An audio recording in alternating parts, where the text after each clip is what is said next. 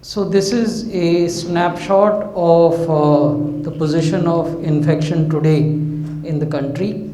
We have 89.51% people who've been cured. There are 1.25% deaths, and there are 9.24% active cases. If we look at the new cases, you will find that the previous highest surge has already been crossed and the trend is going upward.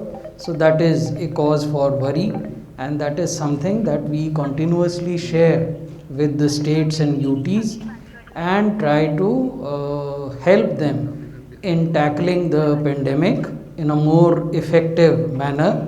As we engage with you today, there are 53 central teams which are camping in 53 districts of the country, which are showing surge in cases. And these central teams are helping the district administration as well as the state administration, particularly the health department and the revenue officials, in tackling the pandemic. If we look at daily deaths, they also are showing an increasing trend. However, the previous surge highest point was 1114. Presently, we have reported 879 deaths. So these are the states of concern, and you will see week on week how average daily cases are going up, how the test per million is behaving in that state, and what is the daily RT-PCR share, and what is the weekly positivity rate. In case of Maharashtra, you will find that the average daily cases week on week have grown significantly and have reached a level of 57,000 plus.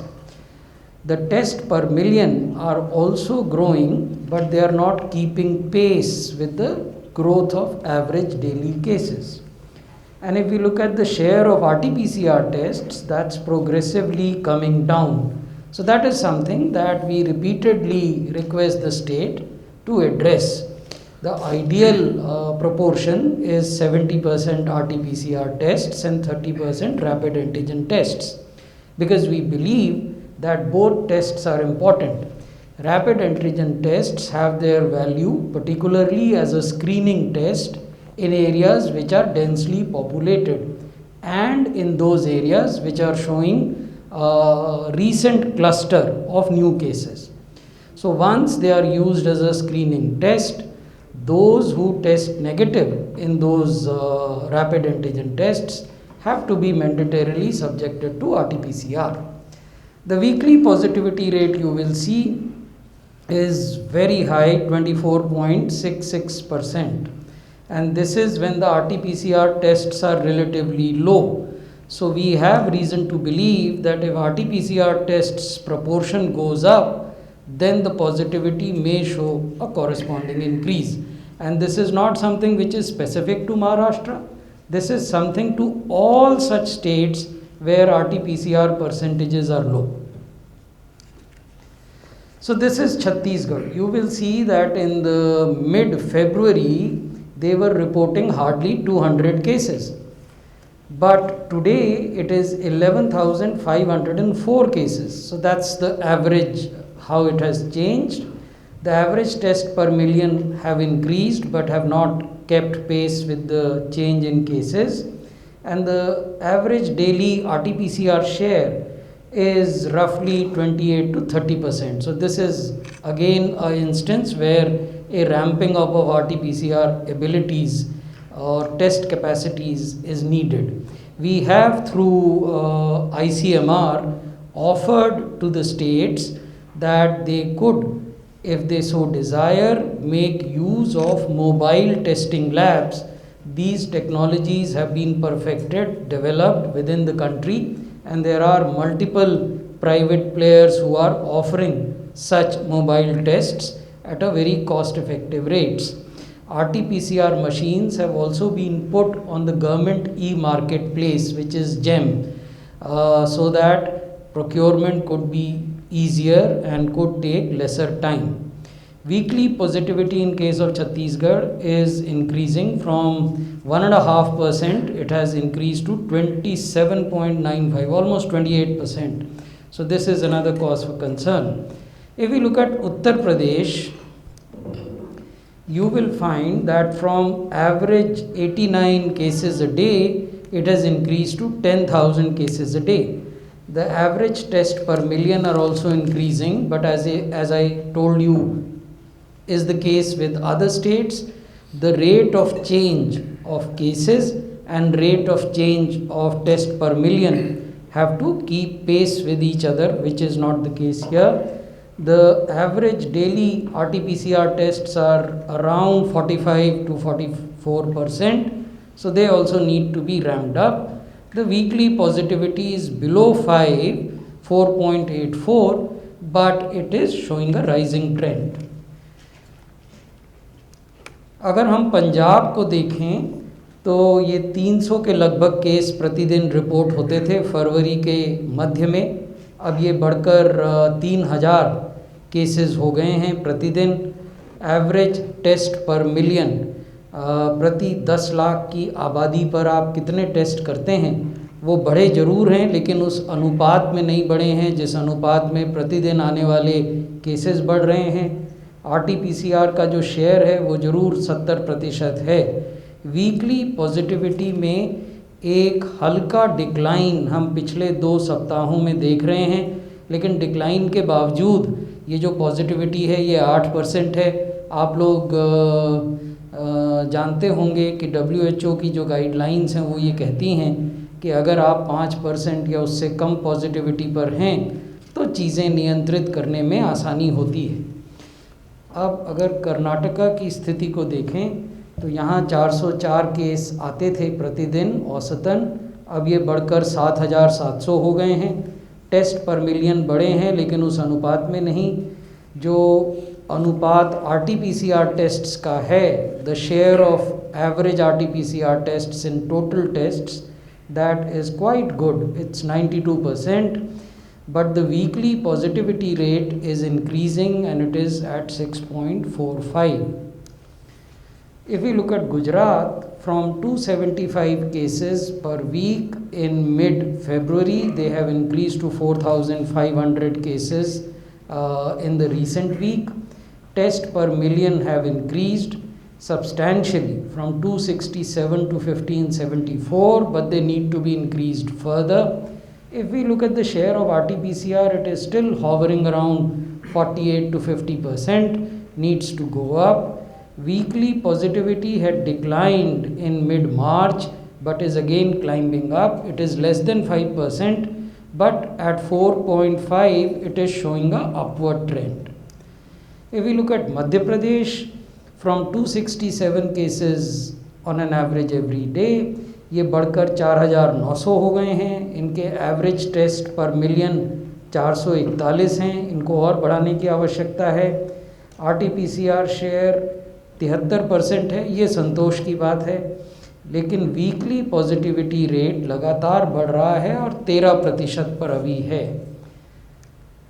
Tamil Nadu में भी लगभग वही स्थिति है. 450 case औसतन प्रतिदिन आते थे फरवरी के मध्य में, अब ये बढ़कर 5200 हो गए हैं.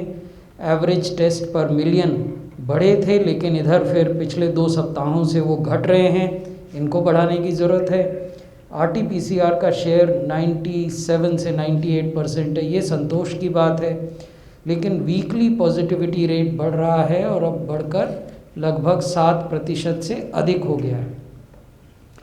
दिल्ली को अगर हम देखें तो यहाँ औसतन 134 मामले नए आते थे फरवरी के मध्य में, अब ये बढ़कर 8104 हो गए हैं. ये औसत वीकली औसत है. अगर आप किसी एक दिन का देखें, जैसे पिछले 24 घंटे का देखें, तो दिल्ली में 11000 से ज़्यादा केसेस आए. एवरेज टेस्ट पर मिलियन यहाँ बढ़ा है 5256, इसको कुछ और बढ़ाने की आवश्यकता है. RT-PCR का शेयर भी बढ़ा है, 62% हो गया है, इसे बढ़ाकर 70% किया जा सकता है.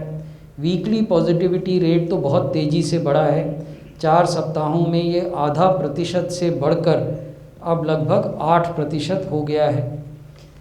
हरियाणा में भी केसेस की संख्या बढ़ी है, 2900 के लगभग केस प्रतिदिन आते हैं। एवरेज टेस्ट पर मिलियन बढ़े हैं, लेकिन और बढ़ाने की ज़रूरत है। 901 टेस्ट प्रति 10 लाख की आबादी में हरियाणा करता है। RT-PCR का शेयर अच्छा है, ये 90 से 91% इनके कुल टेस्ट RT-PCR होते हैं। वीकली पॉजिटिविटी रेट लगातार बढ़ रहा है, 11.5% है। ये चिंता की बात है, इसलिए टेस्ट्स बढ़ाने की आवश्यकता है। केरल में जो डिक्लाइनिंग ट्रेंड हम देख रहे थे 4 सप्ताहों से, वो पिछले 3 सप्ताह में अब फिर से बढ़ने लगा है। केरल में केसेस 1800 प्रतिदिन हो गए थे 4000 की ऊंचाई से घटकर, लेकिन अब फिर वो 5000 के लगभग प्रतिदिन हो रहे हैं। Average test per million per day is declining, this needs to be increased. RT-PCR का शेयर 43% है, इसको भी बढ़ाने की ज़रूरत है। वीकली पॉजिटिविटी रेट भी 2% से नीचे आ गया था, लेकिन अब ये फिर बढ़ा है और 8% से ऊपर चला गया है। तो ये तो कंसर्न के राज्य हैं, लेकिन ऐसा नहीं है कि इनके अलावा बाकी राज्यों में केस नहीं बढ़ रहे हैं। तो केस जहाँ भी बढ़ते हैं वहाँ हम test, track, treat, COVID appropriate behaviour और वैक्सीनेशन, इन 5 बिंदुओं पर कार्रवाई करने की सलाह राज्यों को देते हैं। इन 5 में से 4 बिंदुओं पर बहुत प्रभावी कार्रवाई पिछले साल हुई थी सभी राज्यों के द्वारा, और कोविड के नंबर्स पर नियंत्रण पाया गया था। हमारा बार बार राज्यों को यही परामर्श है कि कोई कारण नहीं है कि इस स्ट्रैटेजी को पुनः अगर हम एफिशिएंटली इम्प्लीमेंट करते हैं तो इसके सकारात्मक परिणाम, पॉजिटिव रिजल्ट्स हमें देखने को न मिलें। अब कुछ बात वैक्सीनेशन के बारे में। आज सुबह 8 बजे तक 10 करोड़ 85 लाख से ज़्यादा वैक्सीन की डोजेज़ हमारे देश में एडमिनिस्टर हुई। पिछले 24 घंटे में 40 लाख से ज़्यादा डोजेज़ एडमिनिस्टर हुई। और जो 45 बरस से ऊपर के लोग हैं, हेल्थ केयर वर्कर्स हैं, फ्रंट लाइन वर्कर्स हैं, उनको कितनी डोजेज़ दी गई, ये जानकारी हमने इस स्लाइड में आपको दी है। समय समय पर ये विमर्श भी हमारे मित्र करते हैं मीडिया में कि क्या वैक्सीन की पर्याप्त उपलब्धता है कि नहीं है, और ये आंकड़े पिछले कुछ दिनों में हमने देखा कि अलग अलग मीडिया के माध्यम से, चाहे वो सोशल मीडिया हो, प्रिंट या इलेक्ट्रॉनिक हो, पब्लिक स्पेस में भी आए हैं। आज हम भी आपको एक बड़ी जो बर्ड्स आई व्यू है, विहंगम दृष्टि, वो इस पर देना चाहते हैं। डोजेज रिसीव्ड बाय स्टेट्स, हमने अभी तक 13 करोड़ 10 लाख 90 हज़ार डोजेज राज्य सरकारों को और संघ शासित क्षेत्रों को दी। 13 करोड़ 10 लाख। इनमें से अगर हम देखें कि राज्यों ने जिन डोजेस का इस्तेमाल किया, जिनको कंज्यूम किया, और प्रत्येक राज्य का जो वेस्टेज है, हर राज्य का अलग अलग है। एक तरफ केरल जैसे राज्य हैं जहाँ 0 वेस्टेज है, केरल में 0 वेस्टेज। दूसरी तरफ अनेक ऐसे राज्य हैं जहाँ आज भी 8 या 9% वेस्टेज है। तो अगर वेस्टेज को मिला दें और कंजम्पशन को देखें तो राज्यों ने 11 करोड़ 43 लाख डोजेज का इस्तेमाल किया, वेस्टेज और कंजम्पशन को मिलाने के बाद।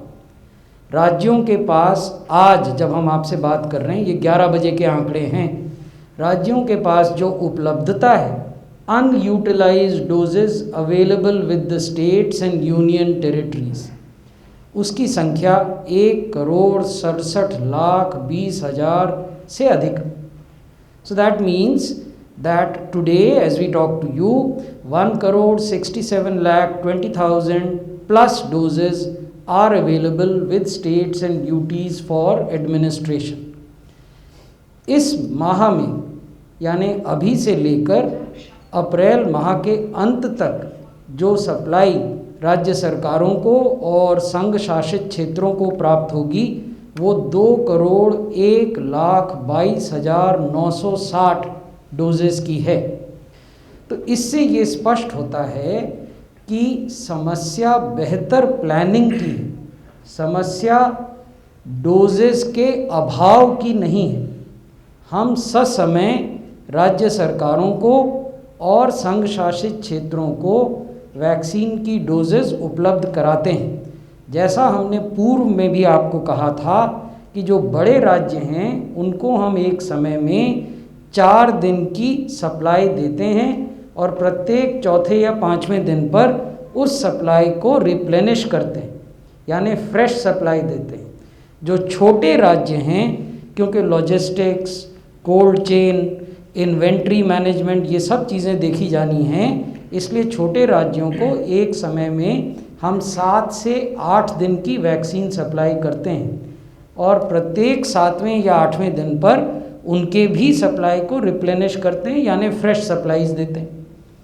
तो इसलिए अब आवश्यक ये हो जाता है कि प्रत्येक राज्य सरकार प्रत्येक दिन अपने राज्य के भीतर जो कोल्ड चेन पॉइंट्स हैं वहाँ किस पॉइंट पर कितनी अनयूटिलाइज्ड डोजेज हैं इसकी समीक्षा करें और यदि आवश्यकता है तो एक कोल्ड चेन पॉइंट से दूसरे कोल्ड चेन पॉइंट तक डोजेस को रीअप्रोप्रिएट करें based on the consumption patterns. किसी भी राज्य में ऐसी संभावना हो सकती है कि किसी एक ज़िले में अधिक कंजम्पशन हो रहा है, किसी अन्य ज़िले में कम कंजम्पशन हो रहा है।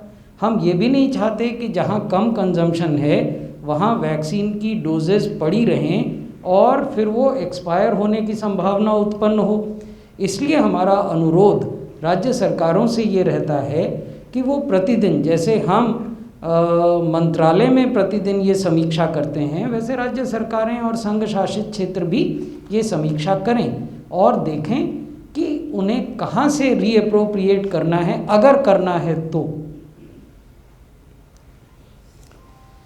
ये मैं आपको दिखाना चाहता था कि पहली बार ये हुआ है इस सप्ताह में कि विश्व में जो औसतन प्रतिदिन डोजेज एडमिनिस्टर की जाती हैं उसमें भारत पहले नंबर पर आ गया है। ये आंकड़े ब्लूमबर्ग नामक एक अंतर्राष्ट्रीय वेबसाइट में दिए जाते हैं प्रतिदिन। अगर अप्रैल माह के हिसाब से देखें, ये 7 डे रोलिंग एवरेज है, तो भारत में औसतन प्रतिदिन 41,70,000 डोजेज एडमिनिस्टर की जाती हैं। चाइना में इससे कम 39 लाख, यूएस में उससे भी कम 32 लाख, ब्राज़ील में उससे भी कम 8 लाख, जर्मनी में उससे भी कम और यूके, फ्रांस और इटली में उससे कहीं कम। तो ये एक संतोष की बात है और ये इसलिए संभव हो पाया क्योंकि राज्य सरकारों ने, संघ शासित क्षेत्रों ने और केंद्रीय सरकार ने मिलकर बहुत प्रभावी ढंग से काम किया है। इसके पीछे एक लंबी लॉजिस्टिक्स की कहानी है, कोल्ड चेन मेंटेनेंस की कहानी है, इसके पीछे इन्वेंट्री मैनेजमेंट की कहानी है, जिसको हम अधिकांश समयों पर ओवरलुक करते हैं। हम नहीं देखते कि कितने सैकड़ों लोग इस काम में लगे हुए हैं, जिसकी वजह से वो वैक्सीन की डोज़ आप तक, मुझ तक पहुंच पाती है और हमें वो टीके के रूप में प्राप्त होती है। अब हम आपको दिखाना चाहते थे फास्टेस्ट रैंप अप। आप देखेंगे कि अनेक देश ऐसे थे जिन्होंने वैक्सीनेशन की गतिविधि हमसे पहले प्रारंभ की थी। अमेरिका में वैक्सीनेशन प्रारंभ हुए 119 दिन हो चुके हैं। उसी प्रकार से इंग्लैंड में वैक्सीनेशन प्रारंभ हुए 125 दिन हो चुके हैं और जर्मनी में 106 दिन, फ्रांस में 106 दिन, इटली में 106 दिन हो चुके हैं। हमारे देश में वैक्सीनेशन के 86 दिन हुए हैं, 86 डेज़। हमारे बराबर के अगर आप देखें दिनों की तुलना के आधार पर, तो ब्राज़ील में 85 दिन और टर्की में 88 दिन वैक्सीनेशन के हुए हैं। 86 दिनों में हमने 10 करोड़ से ज़्यादा डोजेज़ एडमिनिस्टर की और 85 दिन में ब्राज़ील ने 2.5 करोड़ और टर्की ने 2 करोड़ से कम डोजेज़ एडमिनिस्टर की। तो यानी सबसे कम दिनों में सबसे तेज़ गति प्राप्त करना, ये भी भारत में दर्ज किया गया है। धन्यवाद।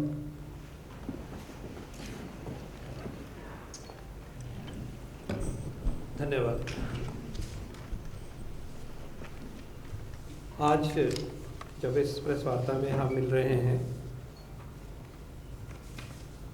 तो पेंडेमिक की सिचुएशन आपने देखी, वैक्सीन के रैप अप को, वैक्सीन के प्रोग्राम की स्पीड को बढ़ाने के लिए जो एफर्ट हो रहे हैं उसको आपके समक्ष प्रस्तुत किया गया। इसके अलावा टीका उत्सव मनाया जा रहा है 11 अप्रैल से 14 अप्रैल तक, और उसमें जो गति लाई जा रही है टीकाकरण में वो भी आपके समक्ष है। इनफैक्ट मैं चाहूँगा कि वो इंक्रीज़ जो हुई है उसके बारे में राजेश जी आप कहना चाहेंगे? कल जितना किया हमें देखिए, अब कल 40 लाख से ऊपर वैक्सीन लगे हैं और इसमें गति और लाई जाएगी। सब समूह जुड़ के इसमें लगे हैं। जहां हम 45,000 के लगभग एक दिन में टीकाकरण के सेंटर्स रखते होते थे, तो इस मिशन मोड में जो माननीय प्रधानमंत्री जी ने जब आदेश दिया उसके बाद इसको उत्सव को मनाया जा रहा है। कल हमारी जानकारी है कि 71,000 जगह पे टीकाकरण होगा, 71,000। और आज सुबह मैं जब चेक कर रहा था तो 65,000 के करीब सेंटर्स एक्टिव थे। तो एकदम क्वांटम जंप है डिलीवरी ऑफ वैक्सीन का है, और ये आज हम आपको ये बड़ी खुशी से बता रहे हैं। और 14 अप्रैल तक जाते जाते कई मानक, कई माइलस्टोन और भी आपके समक्ष आएंगे। वैक्सीन के ही प्रावधान में 2 महत्वपूर्ण डेवलपमेंट्स हुई हैं और उनके ऊपर कलीग्स हमारे डॉक्टर भार्गव, राजेश जी भी बताना चाहें। लेकिन मोटे तौर पे देखिए, एक बहुत पॉजिटिव डेवलपमेंट हुई है कि एक तीसरा वैक्सीन हमारे देश में अब इमरजेंसी यूज़ के लिए आगे आ गया है। ये स्पुतनिक वैक्सीन है, भारत और रशिया की, रूस की मिली-जुली कोलैबोरेशन है। ये बहुत मेहनत के साथ इस वैक्सीन के सिस्टमैटिक स्टडी करते करते अच्छे तरीके से इस वैक्सीन का ट्रायल हुआ, पूरी प्रक्रिया को पूरा किया गया। ट्रायल में गए, महीनों से ये मेहनत हो रही है, ट्रायल के रिज़ल्ट्स देखे गए, और जो डेटा हमारे देश का है उसको बाहर के देशों के डेटा के साथ मिला के 28-30 हज़ार के करीब जो पेशेंट का डेटा है उसको लेके जो फैसला किया गया है वो आपको मालूम है। तो एक बहुत सिग्निफिकेंट डेवलपमेंट है। इसके बारे में, इसके रोल आउट के कार्यक्रम के बारे में आपके सामने प्रस्तुति होगी। सारे हमें ये मालूम है कि इसमें मैन्युफैक्चरिंग भी होगी, वैक्सीन भी आएगा। तो we'll continue to discuss how it has to be, this opportunity has to be used and used expeditiously, quickly and comprehensively, और वो आपके सामने आएगा। तो स्पुतनिक भी वैक्सीन को देश में आना, देश में लागू होना, ये डेवलपमेंट एक बहुत सिग्निफिकेंट डेवलपमेंट है। इसके साथ ही आज अभी आपने प्रेस रिलीज देखी है, बहुत ज़्यादा मैं एक्सप्लेन अभी नहीं करूँगा, ज़रूरत होगी तो कर देंगे। लेकिन उसके आधार पर एक बहुत सिग्निफिकेंट रेगुलेटरी बदलाव आया है। बाहर के जो विदेश में बने हुए वैक्सीन हैं, अगर उनको यूएस के रेगुलेटर ने, यूके के रेगुलेटर ने, ईयू के रेगुलेटर ने और जापान के रेगुलेटर ने अप्रूव किया है या डब्ल्यूएचओ की इमरजेंसी यूज़ ऑथराइजेशन लिस्ट में इंक्लूड हो गया है, देन दैट और those vaccines are approved for use in India.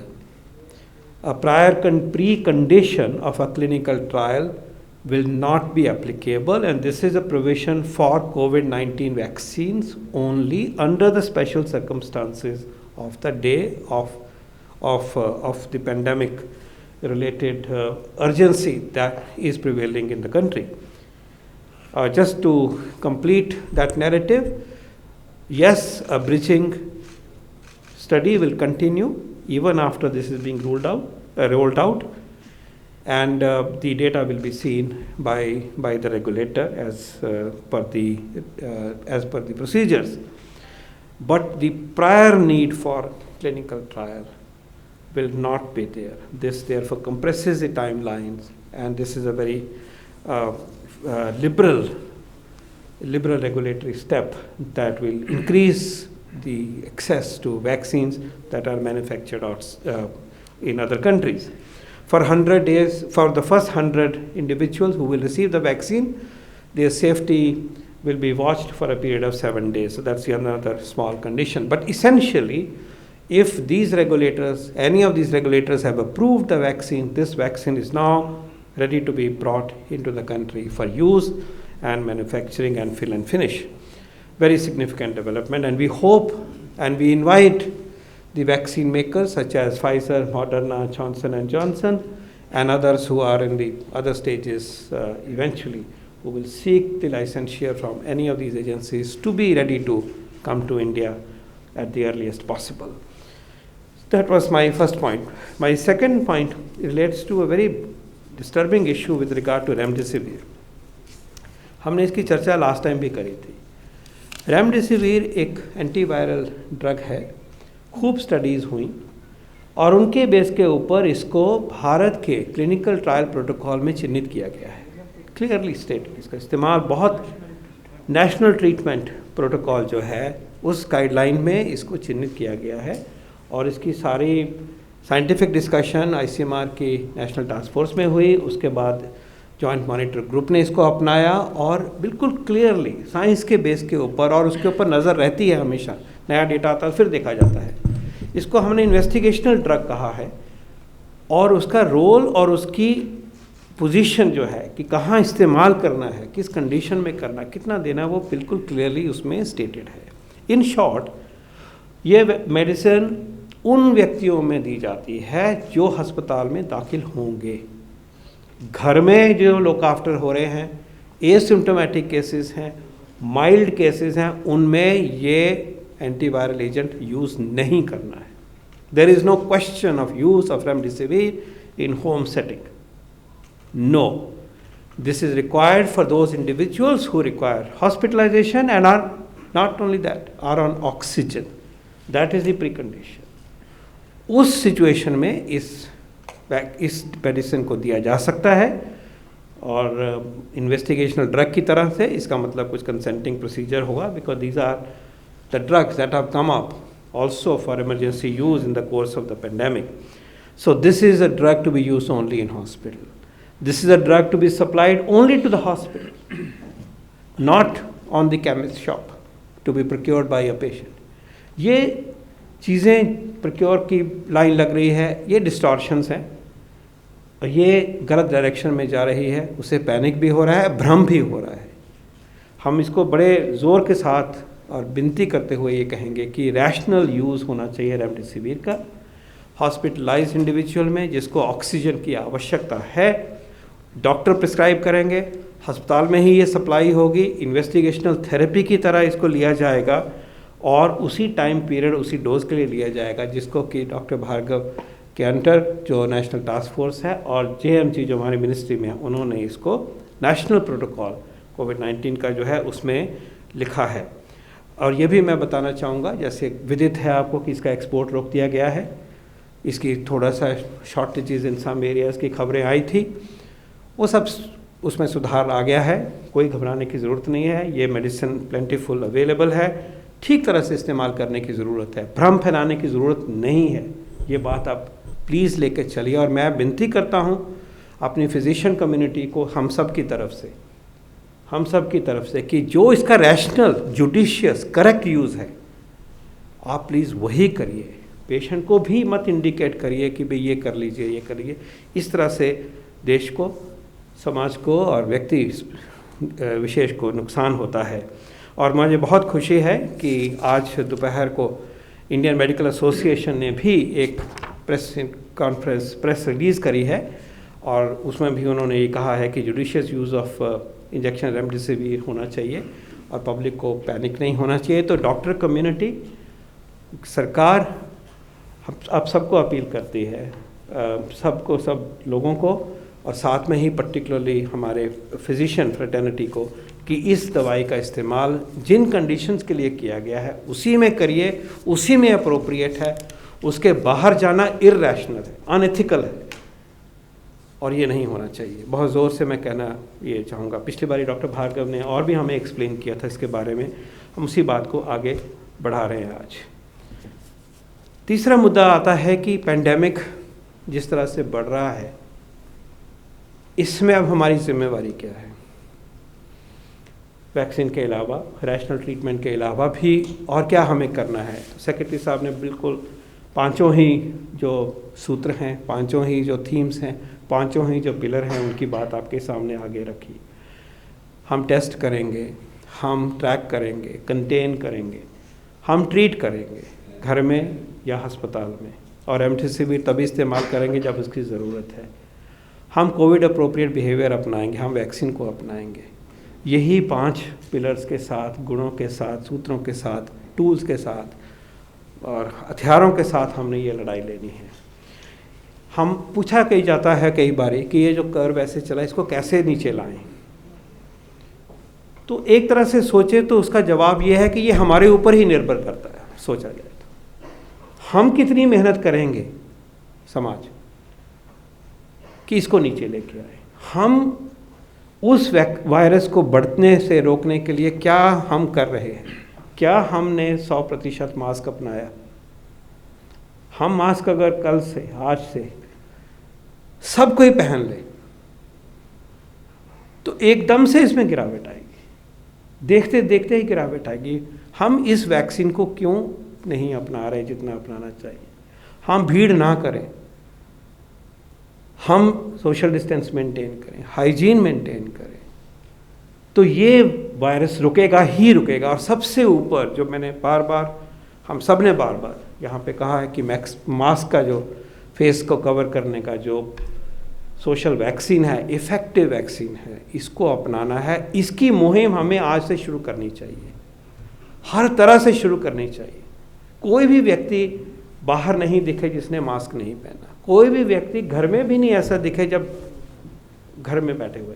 आप खबरें ये सुन रहे हैं कि आप कोविड आता है तो एक नहीं सारे ही बीमार हो जाते हैं। तो सारे कहाँ से? वो एक लाया ना पहले तो, लेकिन इतनी तेज़ गति से बाकियों को लगता है तो कैसे बचेगा? ये मास्क पहना होगा तो बचेंगे ना। और जिनको वैक्सीन एलिजिबल हैं, जो व्यक्ति, उनको वैक्सीन मिलेगा तो वो बचेंगे। तो इसको आज एक लाइन जो मैं आपके सामने कह चुका हूँ और दोबारा फिर कहूँगा कि इस बढ़ते हुए कर्व को रोकना है। कि आप पूछें कैसे रोकना और कब रुकेगा, ये हम पे निर्भर करता है कि हम अब कितनी मेहनत कर लें। नहीं तो जैसे आप देख रहे हैं बहुत सीरियस सिचुएशन इमर्ज हो रही है, कुछ प्रदेशों में ज़्यादा खराब है, लेकिन ये देशव्यापी समस्या है। ये आज हम दोबारा कह रहे हैं, पहले भी हमने इसी मंच से पहले भी कहा, देशव्यापी समस्या है। और जो प्रदेश जिनमें नंबर अभी कम है, वहाँ भी अगर ट्रेंड को देखें तो ठीक नहीं है। तो क्या ये वक्त नहीं आ गया है कि हम जो अपनी जिम्मेवारी निभाएं और मास्क पहन के, सोशल डिस्टेंसिंग करके, भीड़ कम करके, हाइजीन करके इसको रोकें। और सबसे ऊपर मास्क, और सबसे ऊपर उसके साथ साथ है कि जो एलिजिबल पॉपुलेशन है, जिनकी जान बचानी है, उनको टीका लगे। और आपने देखा कि टीकाकरण की स्पीड कैसे बढ़ रही है, टीकाकरण कितना उपलब्ध है, इसको अपनाइए। हमारे ऊपर निर्भर करता है कि ये जो इधर चला हुआ है रॉकेट की तरह, इसको हम कैसे रोक के नीचे लाएं, हेडविंड कैसे पैदा करें। ये अगर जहाज़ की तरह चला हुआ है तो कैसे हवा लाएं कि ये स्लो हो जाए, चेन ऑफ ट्रांसमिशन कैसे रोकें। वायरस का प्रभाव एक से दूसरे को जाने के लिए जो उसकी मर्जी है उसको तोड़ना है, उसको रोकना है, उसको दबाना है। नहीं तो फिर वो आगे चलता ही रहेगा, उसने चलना है। उसको बहुत लोग ऐसे मिल रहे हैं जो इररिस्पॉन्सिबल है, उनको पकड़ता है, उनसे फिर अगलों को पकड़ता है। ये मास मूवमेंट होनी चाहिए, सबकी बात होनी चाहिए, इसकी गूंज होनी चाहिए। आज जो बात है ये अगले हफ्ते में भी टाइम हमारा कम हो जाएगा। आज अपनाएंगे तो हम फिर बच पाएंगे, नहीं तो फिर दूसरा है, सहना पड़ेगा, फिर उसके नुकसान को भी सहना पड़ेगा। और इसका नुकसान जो है वो चारों तरफ से होता है, व्यक्ति के लिए होता है, देश के लिए, इकोनॉमी के लिए डिसरप्शन होती है। हमने एग्जाम्पल पैदा करना है कि सेकंड वेव को इंडिया ने कैसे हैंडल किया।